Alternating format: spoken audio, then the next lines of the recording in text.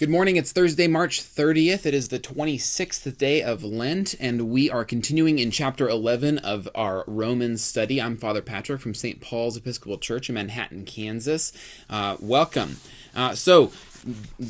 Paul has asked this question. He's trying to figure out in this section, what is the deal with Israel? They haven't accepted Christ, and what does that mean? What is God trying to do here? What is Israel doing here? What are we supposed to do here?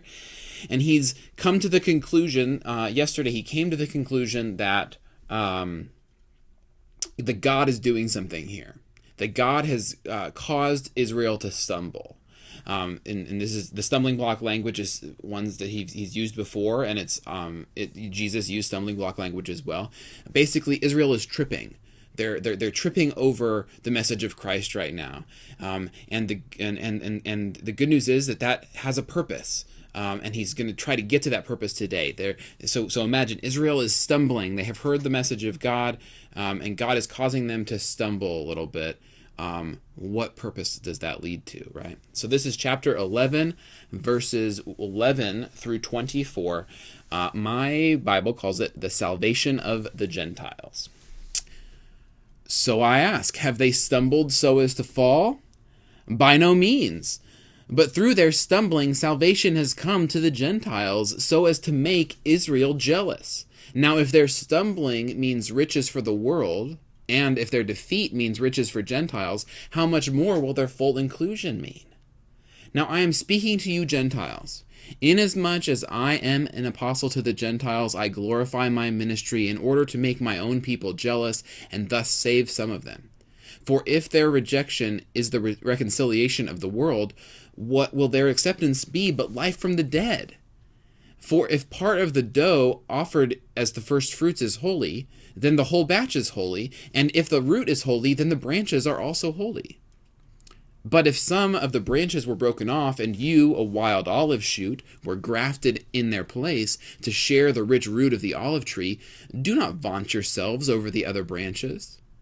If you do vaunt yourselves, remember that it is not you that support the root, but the root that supports you.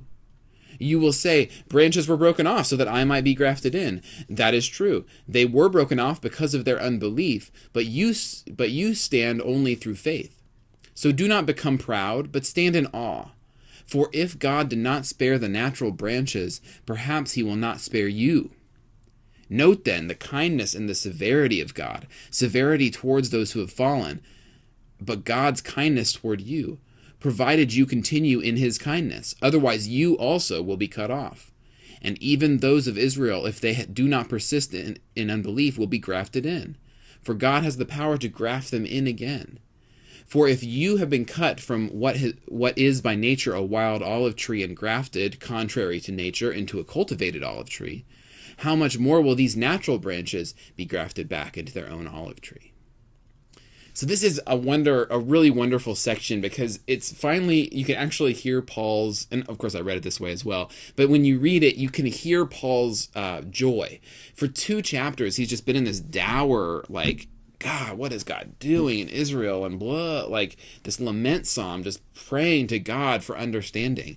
And it's like he's kind of come to the realization as he's writing this letter, as he's speaking this letter to the person who's writing it. You can hear him just going, oh, maybe this is what it is. And do you hear what it is, right? He's saying, okay, so God has caused Israel to stumble, but have they fallen yet? Right? So he finds this small period between the point where Israel, upright before God causes them to stumble, and they haven't quite fallen into total rejection, right? They're in the process of falling. They have not fallen yet. Their stumbling allows the Gentiles to come and to accept the promises of God. And more so, what happens is, therefore, then the Gentiles being accepted into the promise of God, the good news for Paul, the way that Paul sees it is, having accepted the oracles of God and becoming part of God's family is going to make Israel jealous, so that Israel then comes ultimately to Christ, right? So he's saying Israel has rejected God's message, which has allowed the Gentiles to come in. so that eventually the Jews can come in, so that Israel can come in. He's really happy about this. Two Greek words of the day today. The first word is in chapter 11, verse 16. The NRSV translated as, if part of the dough offered as first fruits is holy, then the whole batch is holy. It's too bad that the NRSV is as proper as it is, because the word here for part, if part of the dough is furama, and it really just literally means lump, right? So if a lump of the dough is offered in the first fruits is holy, if part of the lump, right?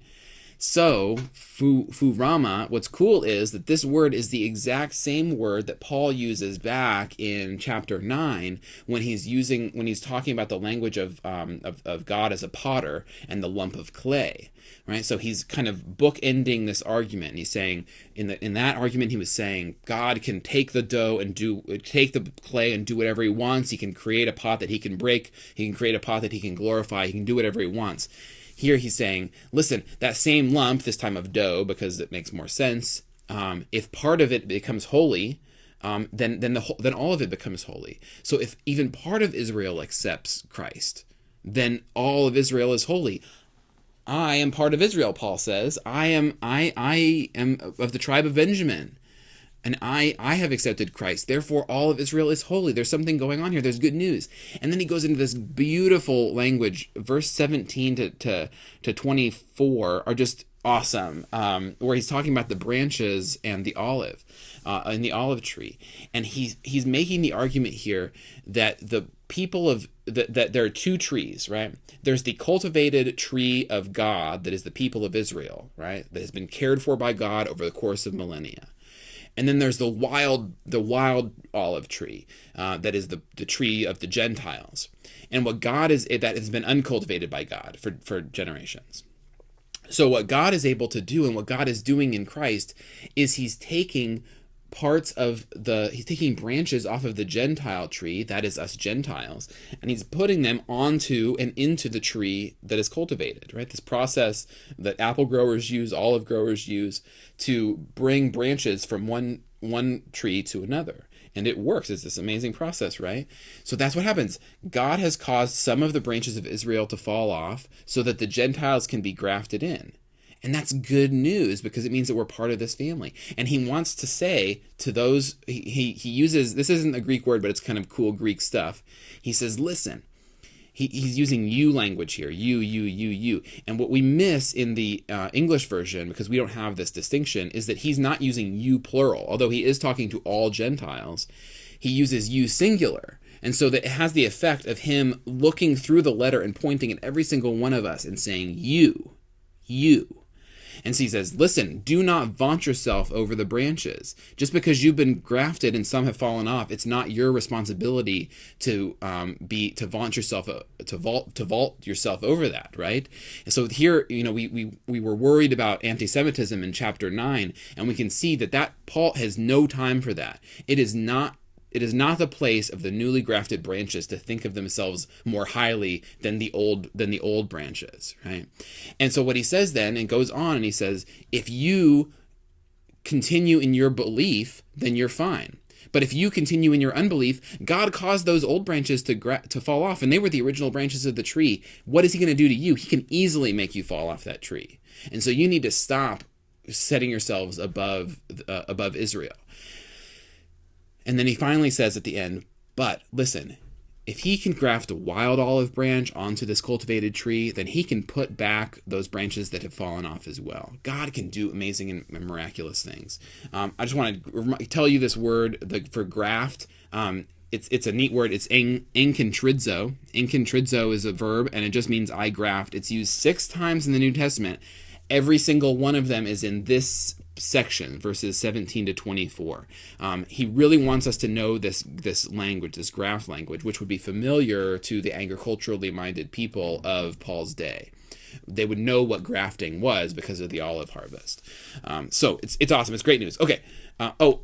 Obviously, whenever we talk about branches being grafted on, we should remember Jesus' words in John, I am the vine and you are the branches, right? That's part of who we are as God's people, as we are branches.